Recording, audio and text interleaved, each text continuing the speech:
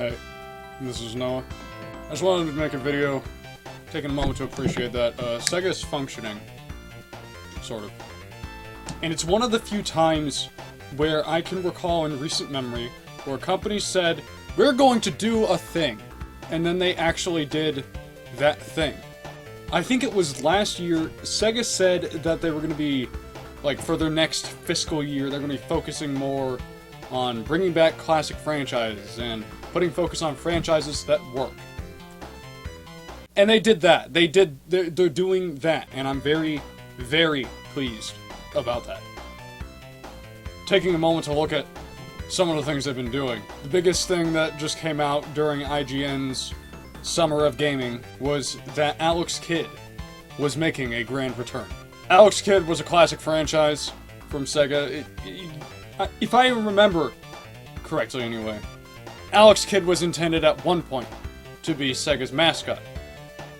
He did not end up being their mascot. He didn't make it past the 90s. Literally, the last game was 1990. 30 years later, we're getting a nice remake of his first game that was on the Master System. And I'm very pleased about that. I'm very pleased. Because I've never played any of them, but I would like to. And now that's giving me the opportunity. Something that Nintendo isn't! Anyway, this is obviously following up on Streets of Rage 4, which I still don't have, because limited run games is like, oh, we're gonna ship it out in September, and I'm like, but Jimmy, I bought it when it came out! I'm not upset, I'm just impatient. The only justification I have for that is like, oh, well now I'll have time to beat 2 and 3. It took me an hour to beat the first one. I have 3 months to do the other 2. This is not a problem. Don't worry guys, I'll have it finished. $5 on the table, like, even when I finally get to Streets of Rage 4, I'll be, like, in the middle of 3, like, I didn't even finish it. Streets of Rage 4 was met with pretty good praise. It's just Streets of Rage, and that's all people wanted. In the other veins of SEGA bringing back classic franchises, they brought back Sakura Wars. To their credit, it is a franchise that has been brought back, but they did it in a very good way, I think. In probably the best way without explicitly just doing the Streets of Rage 4 route. Streets of Rage 4 is just, it's Streets of Rage. That's what people wanted, so it's Streets of Rage. But Sakura Wars is different. It's like they wanted to do an adaptation of this series, right? Sakura Wars on PS4, you can play it without having played any of the other games in the franchise, and you're fine. I went and I got a fan translation of the first game on the Sega Saturn, and I was playing it, and it's funny to me because it is, the opening sequence of the game is almost identical. It's so funny. Like, I don't know why they did that, but what's weird is it's not even the same characters. The characters you play as in Sakura Wars on PS4 are not the same characters. It's like further in like a timeline. It's weird, right? It's like a soft reboot with different characters, but it's not getting rid of what happened before. These are the kind of things that are important to somebody who's played the series, but as a person who has not played it, I'm like, who cares? But they changed how the game plays, and that's the significant part of it that's like, it's different from the Streets of Rage 4 route, to be very specific. Streets of Rage 4 plays like the old Streets of Rage games. Sakura Wars does not. The original Sakura Wars was akin to almost like Fire Emblem. It is a tactical RPG. And at points they sort of changed that formula up, but specifically with this one, now it's an action game. And I'm not complaining. It's not that I don't like tactical RPGs, I played Fire Emblem before, and I love them. But the way they did it, on its own, is fine. And for all intents and purposes, you know, Alex Kidd, 30 years ago with the last game. Streets of Rage 4, same thing. With Sakura Wars, the last game was in like 2005. And with this series, unlike the other ones, that's the only one we got.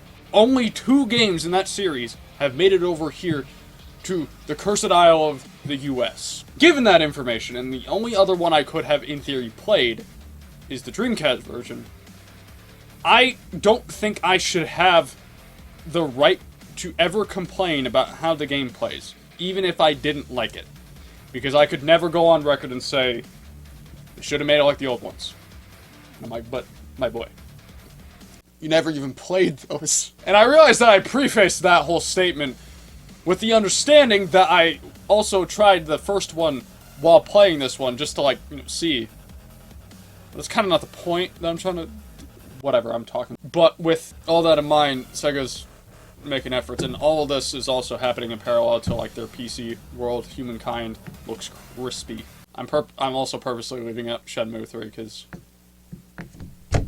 couldn't be bothered. But more importantly, Panzer Dragoon. People were kind of complaining about the Panzer Dragoon remake. I didn't, I guess. They criticized that it looked like an Xbox 360 game, and that it played like an arcade game. But it's Panzer Dragoon, and it plays just like Panzer Dragoon. You look at Streets of Rage 4, and you see how it's advanced the visuals, right? And you look at Alex Kidd in Miracle World DX, and you see how they advanced the visuals. But at the core of it, they play the same. All intents and purposes of being the same, I imagine. At least with Alex Kidd, I imagine. It's not like I have played it or anything, I'm just sort of... With Panzer Dragoon, it plays like the original. And it objectively looks better than the original, it just doesn't look good by today's standards. At the core of it, it's Panzer Dragoon, right? I've never played Panzer Dragoon. Why? Because it's expensive, and you can't play it on anything but the platform it came out on. So I was pleased at the notion that I can play it without having to spend $50, $60 on eBay to get it. Like, I have a Saturn, I could do that in theory, but I would prefer not to. I would take this remake on the Switch any day of the week. My only hope is that, because they are supposed to be remaking the second game, first of all, they take the criticisms that people had and improve it from this experience so that everyone could be happy. And furthermore, hook me up with Panzer Dragoon Saga Remake. Even if it is in the same vein where it's kind of the piss poor visuals, just give me that. If I don't get any new games in a series, just at least give me remasters of those so I can play them.